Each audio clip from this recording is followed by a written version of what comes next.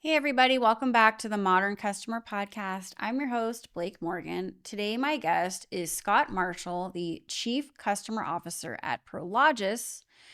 Prologis serves as the foundation of the modern economy by providing the intelligent infrastructure powering global commerce. As CCO, Scott leads customer initiatives across business lines and geographies, driving strategy through data driven insights and customer engagement. Prior to joining Prologis in 2021, Scott transformed customer experience and expanded relationships with customers and brokers. He's held senior roles at CBRE, including Global Chief Client Officer and America's Head of Industrial and Logistics. With 25 years in commercial real estate, Scott brings deep expertise in strategy, operations, and development. Please enjoy Scott Marshall. Scott, welcome to the Modern Customer Podcast. I love right now that you're standing, like we're in a standing meeting. I actually love standing. I'm sitting right now, but I really prefer to stand, Yeah, I agree. Keeps your mind flowing. right? Yeah, And yeah, also, like, if you exercise, standing is so much better than sitting. Do yeah. you like to exercise? I do. Yeah, not enough. Obviously, we can always do a little more, but it clears my mind as much as my body. So I try. You thought this was a customer experience podcast, but surprise, we're just going to talk about working out the whole You time and would not have exercise. hosted me on a health podcast. You'd have to pick somebody else, but I appreciate it. No, no. All right. No, you are the perfect person to be on this show because in your career, you worked your way up to be a chief customer officer of an incredible company at Prologis. So, I mean, you have done so many interesting things. For our audience that don't know Prologis, tell us, what does Prologis sell? Well, we'd like to say we're the probably one of the biggest companies you don't know about because almost 3% of the global economy flows through our 1.3 billion square feet of real estate. So our core business for 44 years has been distribution real estate, logistics real estate. So think about the warehouses you drive by on the expressway, or you fly over as you're landing at the airport or at a port terminal. And so historically, it's been four walls and a roof. How can we be the most efficient building in the right location for our customers? And as our customers have evolved and we've evolved, we're getting into new businesses like how can we help out with mobility needs or what we call operations essentials. So critical infrastructure in the building. But at the core, we are the owners of the world's largest owner of industrial and logistics real estate.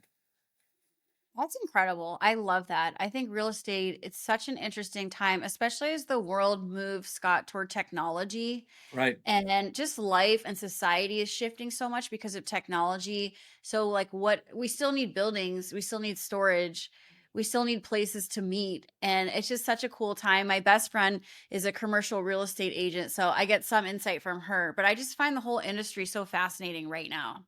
Yeah, it's amazing when you walk into a building and you see that they're making the sleeves that go around a coffee cup, or they're making the ball bearings that go in your hub assembly in your car. So it's one of those core products that people almost look beyond because it's a big building. And so you don't know what's going on inside of it. You don't know who's operating, but people go there to work every day. You want to make sure the building can fulfill that hiring promise that we have for employers. So it's fun. It's fun. Then you get into the whole reverse logistics. So, Blake, you go buy something online, it doesn't fit. Let's assume it's e-com retail.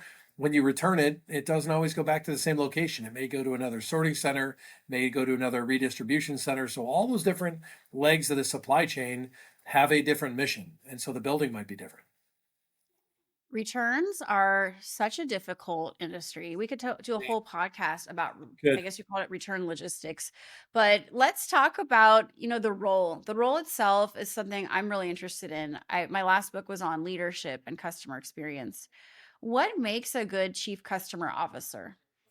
Well, I don't know. When I figure it out someday, I'll tell you. No, just kidding. Um, we talk about customer centricity. So if you can have the customer at the decision that you make, the center of the decision you make, it actually grounds the right mission for that decision. So whether it's our accounting function, we talk about making sure that the customers at the decisions that they make, our leasing teams, our development teams. So my role, we have 2,700 global employees, and everyone in our company deals with a customer of some kind. So I'm not the only chief customer officer. Our leasing teams do, our development teams do, our capital deployment teams. My job is just to make sure that we have the best relationships with some of our top customers. So we do run an account team that engages across, call it 120 of those top relationships. And we have a team that's deployed to make sure that we're meeting their needs. So whether we're doing a lease for them in Prague or being hired to execute a mobility strategy in Indianapolis, we can kind of simplify the big Prologis machine. So that's my role. It's a complicated business. Do you think that it's more complicated than, let's say, being chief customer officer of like a B2C, let's say like a retailer? Like, is there another layer of complication because the business has so many arms? Yeah, I think it is. I think it's just a different dynamic. I think those roles are incredibly difficult as well. My previous post before I came here, I was a chief client officer, the same type of a role at CBRE, the world's largest brokerage company. And so my job there was to engage with either an owner of real estate or a tenant or an occupier of real estate. So making sure that we were meeting their needs when I was under the CBRE umbrella. Today, I can focus on our customers and really trying to get out in front of what's going to be next. One of our taglines of the company is ahead of what's next. And so when I'm meeting with a customer, we're not talking about a lease that they're going to execute or a building that they're going to build in October of 25. We're talking about October of 27. And so we're Wow. looking way down the field and making sure that we're listening to them as to where the business is going, but then we can also adopt our business to go to the route of where they need us to be. So are you planning the 2028 Olympics in Los Angeles? Maybe you'll be in LA soon. Yeah, I'm actually going to be in LA. We're hosting a big event at the very beginning of October. We call it our Groundbreakers event, which is a thought leadership event that we've executed with a lot of top executives across the industry, not just logistics. And one of the sessions we're doing is on the 2028 Olympics. It's really, really exciting what's going to happen for LA. Yeah, that's great. I hope you make LA beautiful and perfect and better, and I'll benefit from that. Yeah. Let's talk about how you understand your clients' business goals and challenges. Today with AI and data, there's so many ways to extract data and to comb through it and to understand it and then to put that data into some kind of feedback loop. What are the ways you collect data and how do you take action on that data? So I kind of think of it in two different buckets. One is proprietary internal data that we're gathering from either our leasing teams or our account teams that are out meeting with customers. So notes that we're taking back from those meetings. The second is more public data, so earnings releases, et cetera, that we are hearing what's happening with our customers. So we ingest all of that into the company. We use heavily reliance on AI and our machine learning teams, and we try to take it all to synthesize into sentiment. So, what's happening right now with the home building industry? What's happening right now with med surge, medical and surgery? So, all of those different industries or segments all have different demand drivers. And so, we need to take it all in and paint a picture of where the business is headed. But AI is incredibly important. We use it every single day. I use it just to aggregate a significant amount of data and to be able to paint a picture. Do you think in the last 18 months, the way you've used AI has improved exponentially?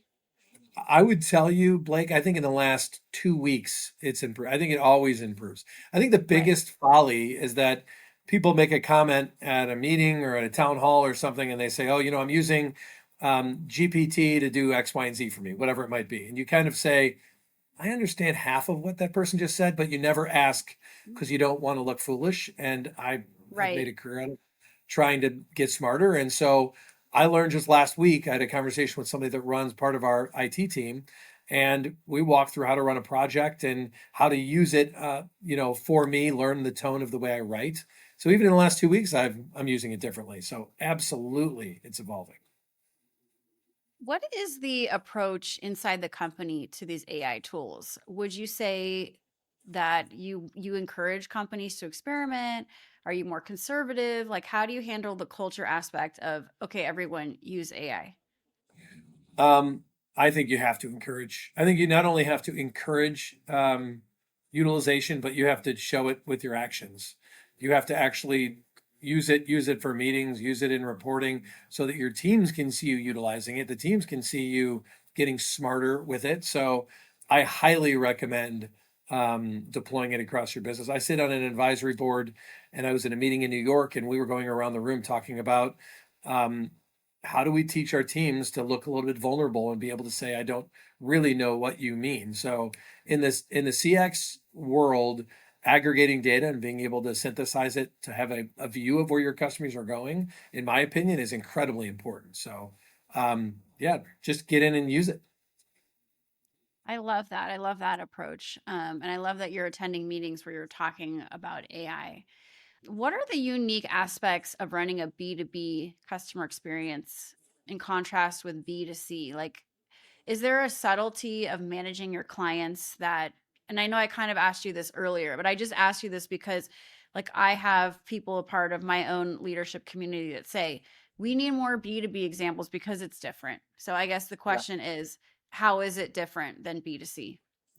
So we have globally, we have about 5,500 assets, buildings, and we have 6,700 customers. So individual companies that lease space from us.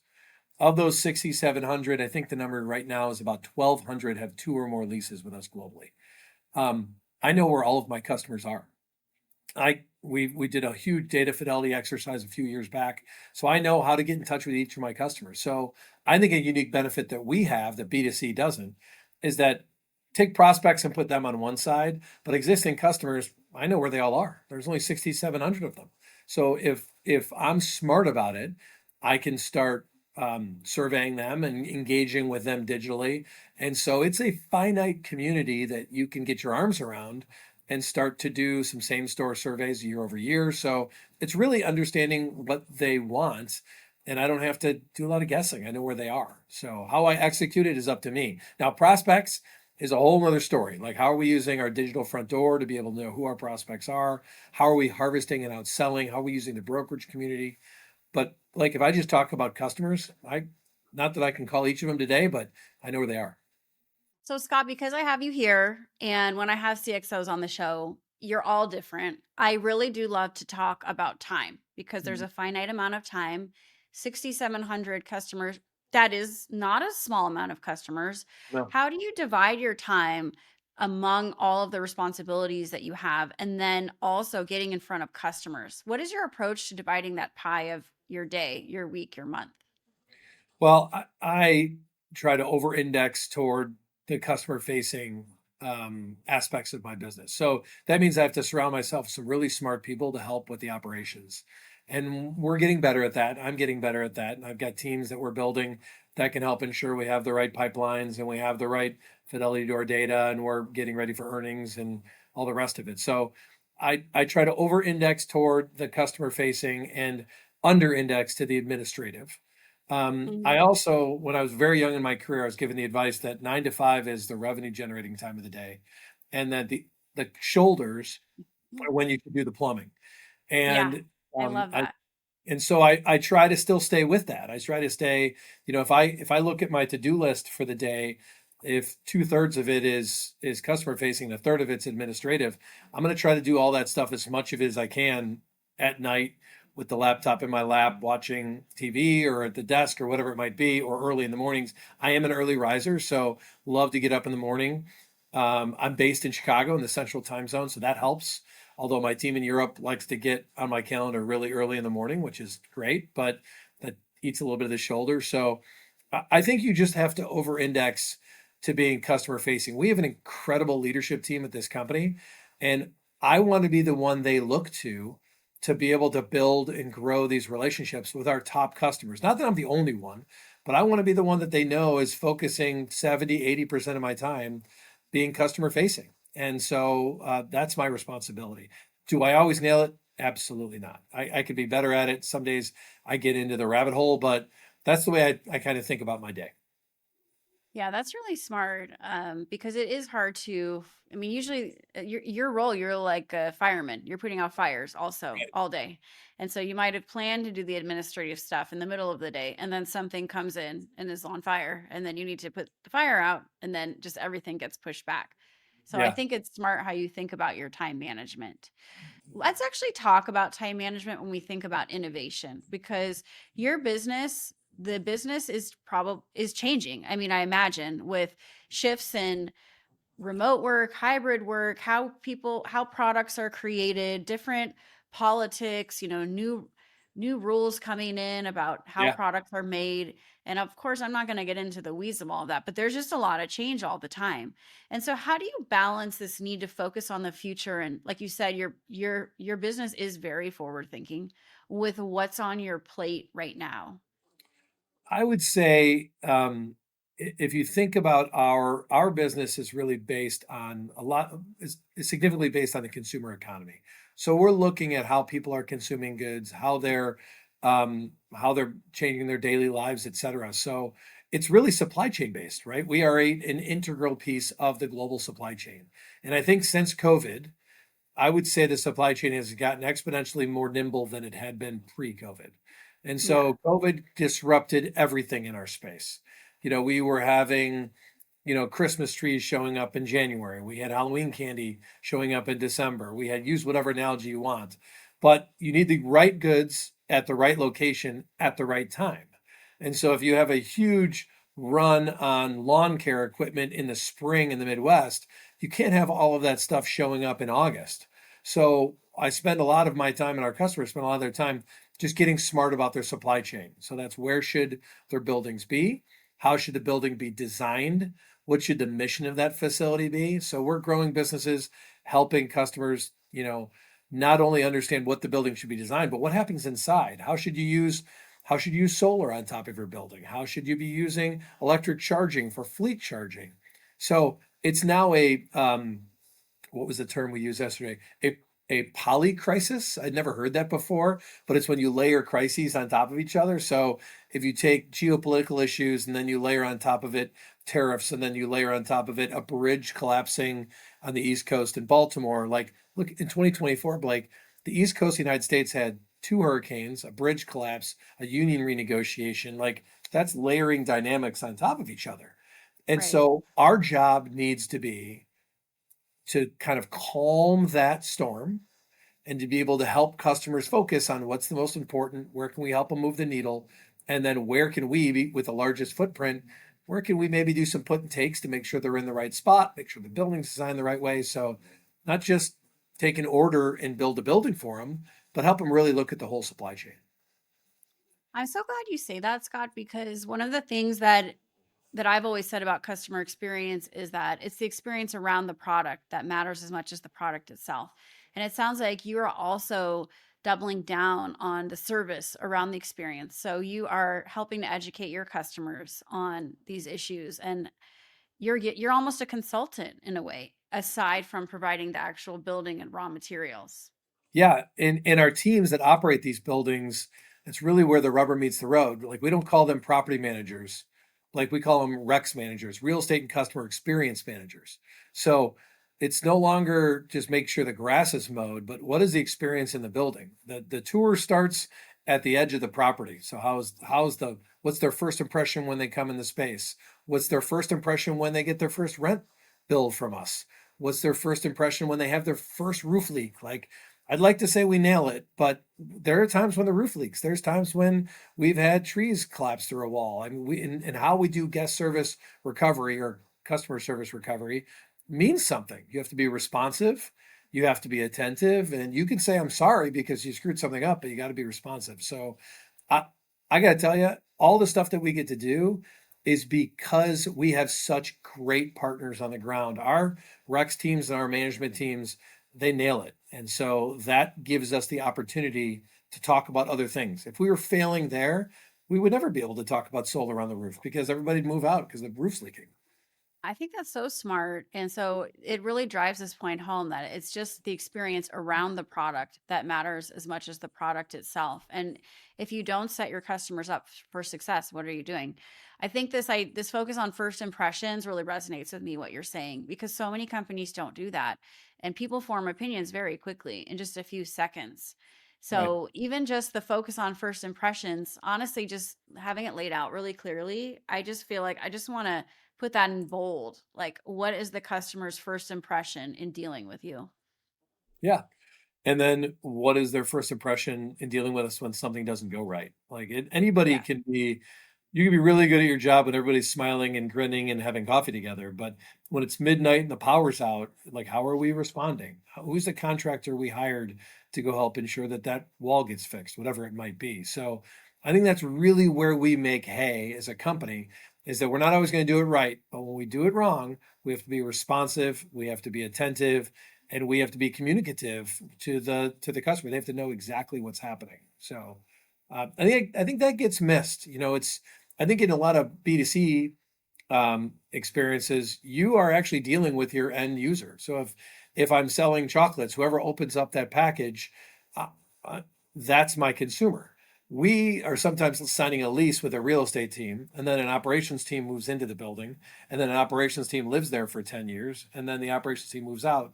We have to have relationships with all of those different segments because they're all our different customers. So it's a little dynamic. It is dynamic. And it's also, you're dealing with people that are dealing with other people who have Yeah. no idea who you are or what Yeah. your company is Yeah. called. Yeah. And again, it's not the most we have a I don't have the symbol in front of us, but like this that our logo, it's not that or it's not that known. And so it's a huge company. We have a massive opportunity to show exactly who we are with our brand as well.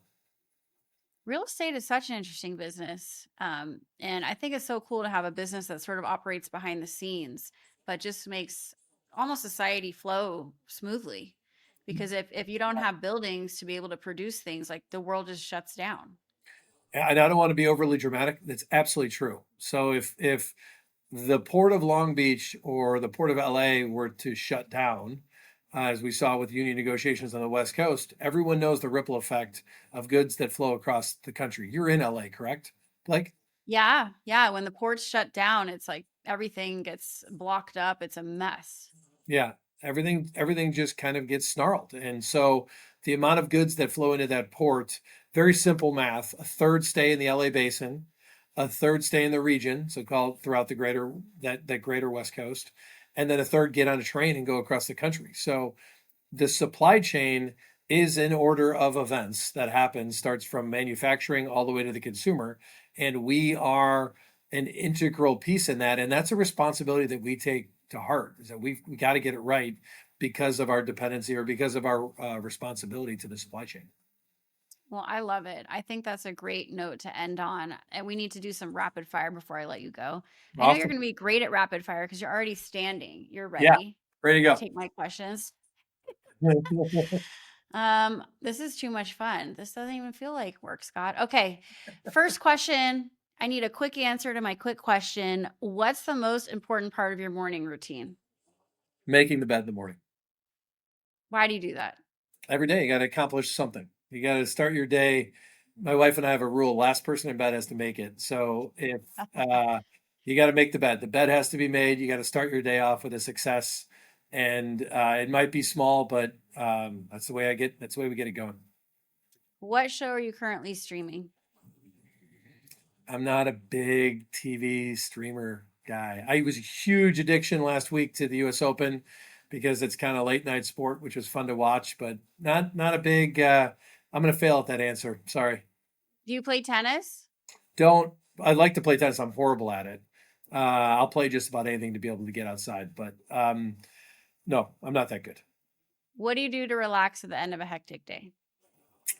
Uh, if I'm in Chicago, go for a walk, maybe go play a few holes of golf, do something I can to get outside. Even in the winter, you asked about tennis, but I play another racket sport called paddle tennis, which is fun in the winter because you can play outside. Anything I can do to kind of unwind my brain. Is that similar to pickleball or racquetball, or is it table tennis? No, it's like pickleball on a metal court with chicken wire around you, played outside in the winter. That's very unique. Um, what's your idea of perfect happiness? Oh my Lord. On a river, fly fishing in the mountains, accidentally having just dropped my cell phone in the river so it doesn't work. Or out of cell phone service, just somewhere pristine out in the mountains. What is one mental health strategy for managing hard days? Get out fresh air, get outside. Do whatever Hmm. you can to leave your phone and your earbuds inside, go for a walk, do whatever you can to get some air in your lungs and get your head clear. Yeah, absolutely. What's your favorite type of vacation? Um, I would say um, skiing with my kids. I've got a 21, 18, and 16-year-old kids and my wife, so the five of us on a ski trip. Awesome. If you could have lunch with anyone dead or alive, who would it be? My dad, dead. If you had to describe your outlook in one quick motto, what would it be? You have to have more want to than you have can do or should do. You have to want it. And so my motto is everybody has should do, everybody has can do, but who wants it the more? So who wants it more? So you need to really ramp up your want to, and I think that'll drive you. I use that strategy when I play tennis. Oh, you're a It's tennis player. You Yeah, I've good? become obsessed with tennis recently again, and a monster. Are you pretty good? My friends tell me I've gotten better because I Okay. made some small. I joke with my tennis instructor. When I learned to play tennis, they were teaching a different tennis, open stance tennis. Yeah. So he's 21. He had to re-engineer my forehand. But yeah, I love tennis. My son is 5 now, so I can breathe. I can get outside. But Yeah, you can get this outside. isn't about me. We're talking about you. But we reached the end of our time together, Scott. This has been really, really fun, and I've learned so much and really enjoyed getting to know you. Yeah. Thank you for your time. Appreciate what you do and all your thought leadership. So, thanks for giving me a moment to chat. All right, Scott. Thanks again. And everybody, you've been tuning into the Modern Customer Podcast. Until next time, thanks for watching. Please don't forget to like or subscribe and follow my social content on other platforms where I post content daily, including X, Instagram, LinkedIn, TikTok, and more.